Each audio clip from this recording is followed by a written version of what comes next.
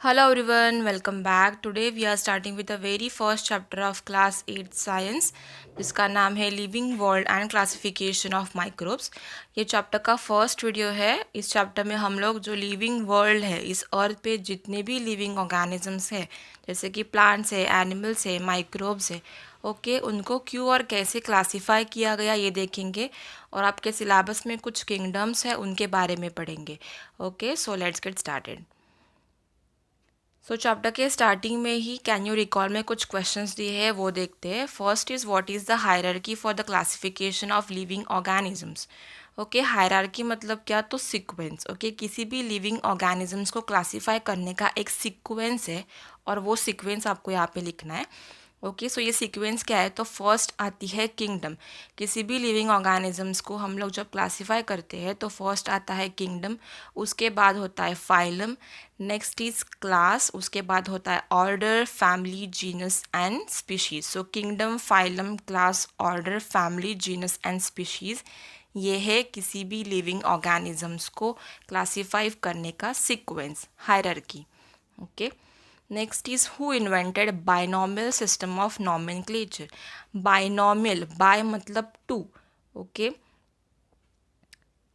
सो ऐसा डिस्ट्रीब्यूशन जिसमें दो आउटकम हो गए। सो ये किसने इन्वेंट किया था, तो कार्ल लिनियस नाम के साइंटिस्ट थे, उन्होंने बाइनॉमियल सिस्टम इन्वेंट किया था क्लासिफिकेशन का। Okay, which level of hierarchy are considered while writing the name in a binomial nomenclature। Okay, binomial nomenclature है तो सिर्फ दो लेवल्स कंसिडर किए जाएंगे। ओके, सो लिविंग ऑर्गेनिजम्स को क्लासीफाई करने की जो हायरार्की है उसमें से दो लेवल्स कंसिडर किए जाते हैं बाइनॉमियल नॉमेनक्लेचर में, और वो है जीनस एंड स्पीशीज।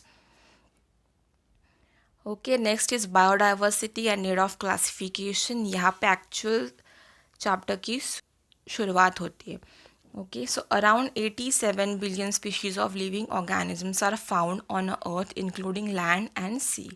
ओके, इस अर्थ पे लैंड पे रहने वाले और सी में मतलब जो एक्वाटिक है और टेरिस्टियर है उनको मिला के लिविंग ऑर्गेनिजम्स के जो स्पीशीज़ है उनका काउंट मिलेगा, तो वो कितना है, तो 87 मिलियन।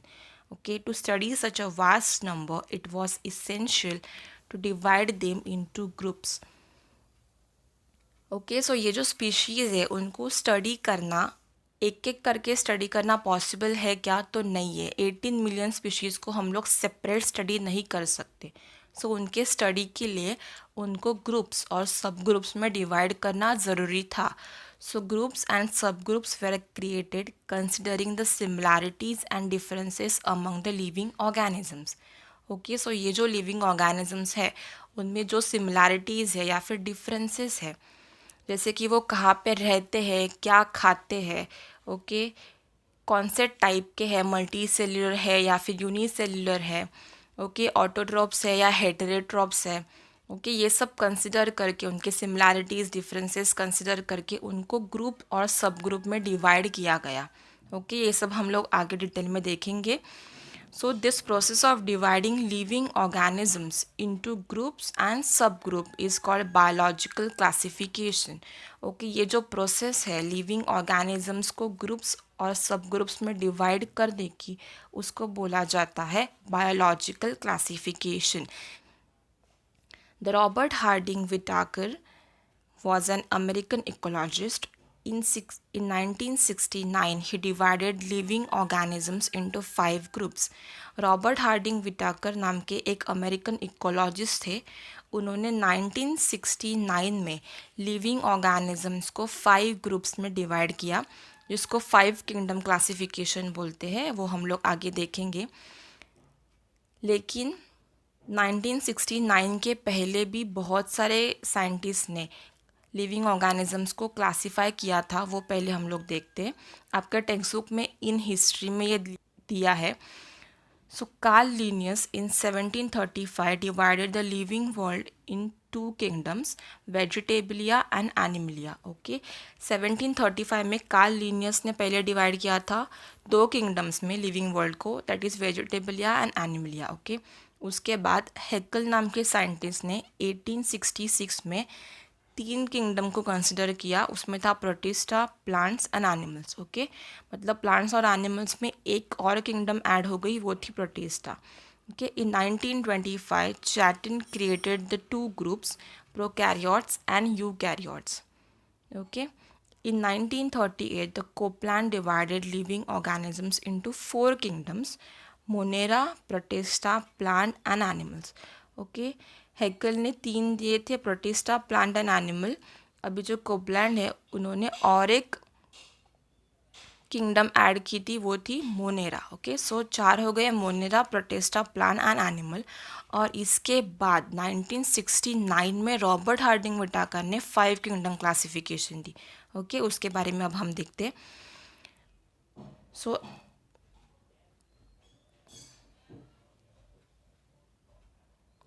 ये जो 5 किंगडम क्लासिफिकेशन है उसका चार्ट आपके टेक्स्ट बुक में दिया है। ओके, सो आप यहाँ पे देख सकते हो कि लिविंग ऑर्गेनिजम्स को पहले 2 ग्रुप में डिवाइड किया है, प्रोकैरियोट्स एंड यूकैरियोट्स। प्रोकैरियोट्स में कौन से है, यूनिसेल्युलर, और यूकैरियोट्स में दोनों है, unicellular and multicellular. Prokaryotes unicellular में जो किंगडम आती है वो है मोनेरा, और यूकैरियोट्स के यूनिसेल्युलर में जो किंगडम आती है वो है प्रोटिस्टा।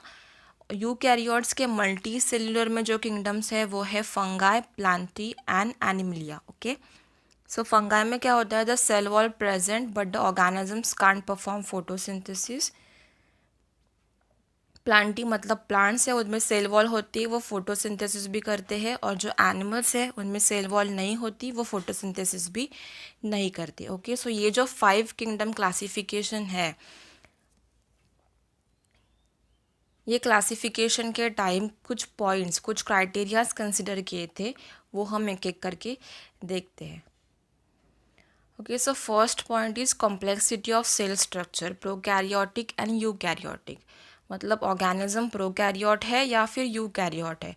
अभी इन दोनों में डिफरेंस क्या होता है, तो प्रोकैरियोट्स में जो न्यूक्लियस होता है वो वेल डेवलप नहीं होता, और मोस्टली जो सेल ऑर्गेनल्स जो होते हैं वो एब्सेंट रहते हैं, और जो न्यूक्लियर मेम्ब्रेन होता है वो भी एब्सेंट रहता है। और एग्जैक्टली अपोजिट यूकैरियोट्स में होता है, उनमें एक वेल डेवलप्ड न्यूक्लियस होता है। Okay, next is complexity of organisms, मतलब वो यूनिसेल्युलर है या फिर मल्टी सेल्युलर है। ओके, सिंगल सेल से बने हैं या फिर एक से ज़्यादा सेल से बने हैं। Third is mode of nutrition, जैसे कि ऑटोट्रॉफ्स है, हेटेरोट्रॉफ्स है, या फिर सेपरोफाइटिक है। मतलब जो प्लांट है वो है ऑटोट्रॉफिक, फोटोसिंथेसिस करते हैं, अपना फूड खुद बनाते हैं। जो फंगाई होते हैं वो है सेपरोफाइटिक, मतलब वो डेड ऑर्गेनिजम्स पर डिपेंड होते हैं अपने न्यूट्रिशन के लिए। और जो एनिमल्स है वो हेटेरोट्रॉफिक एंड इंजेस्टिव। हेटेरोट्रॉफिक मतलब वो फूड के लिए दूसरे ऑर्गेनिज्म पे डिपेंड है, एंड इंजेस्टिव मतलब वो फूड जो होता है वो माउथ से बॉडी के अंदर लेते हैं, बॉडी के अंदर ही उसका डाइजेशन होता है और बाद में न्यूट्रिशन को एब्जॉर्ब किया जाता है। सो ये जो पूरी प्रोसेस है वो बॉडी के अंदर होती है, इसलिए उसको इंजेस्टिव बोला जाता है। Okay, fourth point is life style, like producers, consumers and decomposers. Okay, plant क्या है, प्रोड्यूसर्स है, वो खुद अपना फूड बनाते हैं। नेक्स्ट है कंज्यूमर्स, कंज्यूमर्स में क्या है, एनिमल्स, जैसे कि हम लोग प्लांट पे या हम लोग प्रोड्यूसर्स पे डिपेंड है। ओके, और नेक्स्ट है फंगाई, जो डीकम्पोजर होते हैं, डीकम्पोजिशन करने का काम करते हैं। ओके, और फिफ्थ पॉइंट है फाइलोजेनेटिक रिलेशनशिप, इसको हम इवोल्यूशनरी रिलेशनशिप भी बोल सकते हैं। जैसे कि कुछ ऑर्गेनिजम्स है जो पहले प्रोकैरियोटिक थे, बाद में वो यूकैरियोटिक हो गए। ओके, उनमें एक इवोल्यूशनरी चेंज होता है। ओके, जैसे कि वो यूनिसेल्युलर से मल्टी सेल्युलर भी हो सकते हैं। ओके, सो ये जो पॉइंट्स थे, complexity of cell structure, complexity of organisms, mode of nutrition, lifestyle and phylogenetic relationship, ये 5 पॉइंट्स को कंसिडर किया गया 5 किंगडम क्लासिफिकेशन करते टाइम। ओके, नेक्स्ट हम लोग एक एक करके जो आपके सिलेबस में किंगडम्स दिए हैं वो स्टडी करेंगे। सो सबसे फर्स्ट किंगडम है दैट इज़ मोनेरा, और इसके लिए एक एक्टिविटी दी है, take a small drop of curd और buttermilk on a clean glass slide, dilute it with a little water, carefully keep a cover slip, observe it under high power of compound microscope, what did you see. आपको क्या करना है, एक small drop लेना है curd या फिर butter milk का, उसको वाटर से डाइल्यूट करना है और उसके ऊपर एक कवर स्लिप रखनी है और बाद में कंपाउंड माइक्रोस्कोप के नीचे उसको ऑब्जर्व करना है आपको क्या दिखता है। Moving small rod like microbes are lactobacilli bacteria. आपको क्या दिखेगा, आपको पिक्चर में यहाँ पे मैंने दिखा है, ये बैक्टीरियाज है, रॉड लाइक बैक्टीरिया। ऐसे बैक्टीरिया दिखाई देते हैं जब हम कर्ड या फिर बटर मिल्क को माइक्रोस्कोप के अंडर ऑब्जर्व करते हैं। और ये बैक्टीरियाज कौन से हैं, तो ये लैक्टोबैसिलस बैक्टीरिया है। Okay, all types of bacteria and blue green algae are included in a kingdom Monera. जितने भी बैक्टीरिया है वो सारे के सारे और जो ब्लू ग्रीन अलगी है उनको किंगडम मोनेरा में इंक्लूड किया है। किंगडम मोनेरा में इंक्लूड किए गए कुछ ऑर्गेनिजम्स और उनके शेप दिए हैं। आपको सिर्फ इनके एग्जाम्पल्स याद रखने हैं, एक दो एग्जाम्पल्स याद करना, बाकी डिटेल में स्टडी करने की कुछ ज़रूरत नहीं है। ओके, सो एग्जाम्पल में क्या क्या है, तो क्लोस्ट्रीडियम टिटानी है, स्ट्रेप्टोकोकस न्यूमोनी है,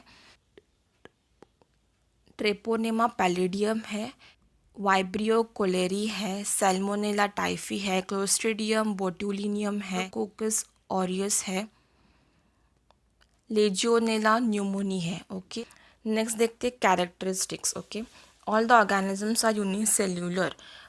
किंगडम मोनेरा में जितने भी ऑर्गेनिजम्स हैं वो सारे के सारे यूनिसेल्युलर होते हैं। दे मे बी ऑटोट्रॉफिक और हेटेरोट्रॉफिक। ओके, कुछ ऑटोट्रॉफिक हो सकते हैं, अपना फूड खुद बनाते हैं, और कुछ हेटेरोट्रॉफिक हो सकते हैं, वो फूड के लिए दूसरे ऑर्गेनिजम्स पर डिपेंड हो सकते हैं। These are prokaryotic cells without distinct nucleus और सेल ऑर्गेनल्स। जैसे मैंने बताया कि जो प्रोकैरियोटिक सेल्स होते हैं उनमें डिस्टिंक्ट वेल डेवलप न्यूक्लियस नहीं होता और सेल ऑर्गेनल्स भी एब्सेंट होते हैं। ओके, सो किंगडम मोनेरा में जितने भी ऑर्गेनिजम्स हैं वो सारे प्रोकैरियोटिक है। ओके, नेक्स्ट किंगडम है वो है प्रोटिस्टा।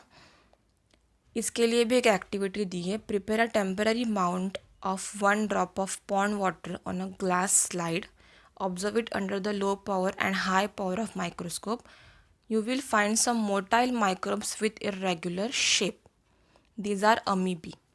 ओके, आपको क्या करना है कि पॉन्ड वाटर जो होता है, मतलब स्मॉल लेक्स होते हैं ना, उसको पॉन्ड बोलते हैं, उसका वाटर का एक ड्रॉप लेके ग्लास स्लाइड पे रखना है और उसको माइक्रोस्कोप के नीचे आपको ऑब्जर्व करना है। आपको क्या दिखेगा, तो इरेगुलर शेप होने वाले कुछ मोटाइल माइक्रोब्स, मतलब मूविंग माइक्रोब्स दिखेंगे, और वो क्या होते हैं, तो अमीबाज होते हैं। ओके, मैंने यहाँ पे डायग्राम भी दिखाया है, ऐसे इरेगुलर शेप होता है अमीबा का। ओके, सो किंगडम प्रोटिस्टा के कैरेक्टरिस्टिक्स क्या होते हैं, तो Protista are single cell organism with a well defined nucleus enclosed in a nuclear membrane. ये सिंगल सेल ऑर्गेनिजम्स है और इनमें वेल डिफाइंड न्यूक्लियस होता है, मतलब ये यूकैरियोट्स है। ओके, दे हैव स्यूडोपोडिया और हेयर लाइक सीलिया और a whip like flagella for locomotion. Okay, जैसे कि आप यहाँ पे अमीबा में देख सकते हो, ये जो पार्ट है वो है स्यूडोपोड्स, इसके हेल्प से अमीबा मूव करता है, अपनी मूवमेंट करता है। ओके, ये है पैरामीशियम, और पैरामीशियम के आउटर सरफेस पे आप देख सकते हो हेयर लाइक स्ट्रक्चर है, उसको इसको बोलते हैं सीलिया। इस सीलिया के हेल्प से ये लोकोमोशन करता है। सिमिलरली ये जो ग्रीन कलर का आपको दिख रहा है वो है वॉल्वैक्स, और वॉल्वैक्स में भी ये सीलियाज होते हैं लोकोमोशन के लिए।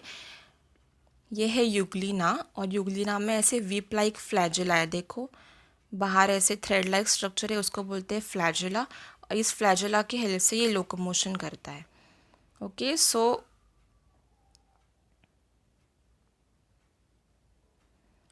Third point is autotrophs. Euglena और वॉल्वैक्स में क्लोरोप्लास्ट होता है, आप डायग्राम में देख सकते हो कि ग्रीन ग्रीन सब्सटेंस दिख रहा है आपको, तो वो क्लोरोप्लास्ट है, और इस क्लोरोप्लास्ट की वजह से वो फोटोसिंथेसिस करते अपना फूड खुद बनाते हैं, और इसीलिए वो है ऑटोट्रॉप्स।